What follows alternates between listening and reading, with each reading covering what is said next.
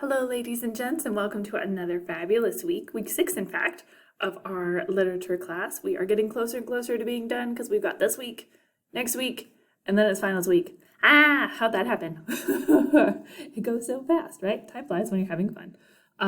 So week 6, let's jump into it. So week 6, we've got our overview, and we get to read some poems this week. We get to read some really famous poems like The Charge of the Light Brigade today. Here's the download. The Charge of the Light Brigade is really cool because, first of all, it's based on historical events. There's art that's been inspired by the historical event and also by the poem. Some really cool paintings if you're interested in art. Charge of the Light Brigade inspired a lot of art. It also inspired lots of spin-offs, sort of. The Charge of the Light Brigade appears in Doctor Who, if you like that kind of nerdy stuff, which is fun. It also appears in a series of novels by an author called Jasper Fforde, and that's fun. The Charge of the Light Brigade is just so iconic. It's inspired art, it's inspired novels, it's inspired TV shows, you name it. People are referring to the Charge of the Light Brigade often. I had to memorize the dang thing in like 6th grade, I think. Curriculum changes as time goes on, and 6th grade for me was like maybe a little while ago. I'm not going to tell you how long, but maybe a little while ago.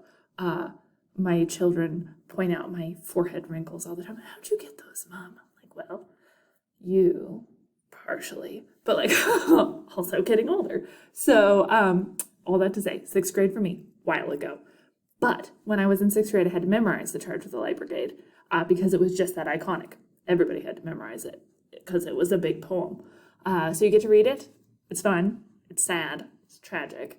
But the rhyming, this like syntax that they pull things together, the repetition is kind of like the booming of cannon fire. You keep getting hit with these lines over and over again, which was really neat that you can like do that with words. So The Charge of the Light Brigade, really good. You get to read it today. You're welcome. Tuesday, you get to read a bunch of different things.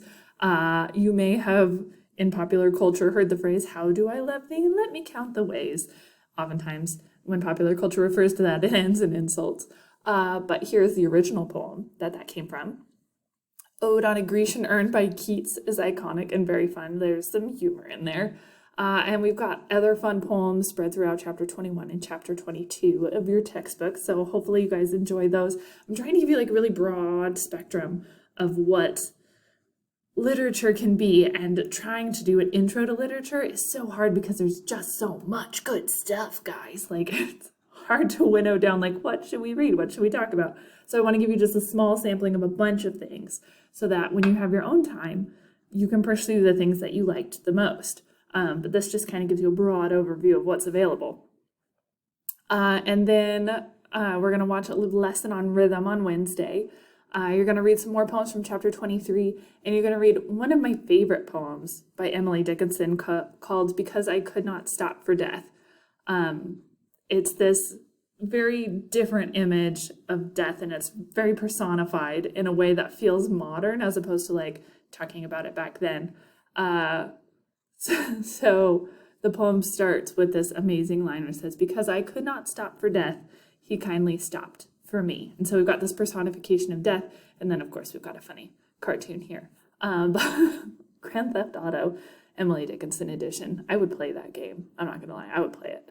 Then we've got week 6 quizzes you're working towards on Thursday and Friday, writing the response on Sunday by midnight. As always, if you have questions, reach out. I'm here to help. And all the things you're going to need is located in the modules tab. We've got our instructions, our discussion, our readings, the lesson on rhythm, our quiz, and our response.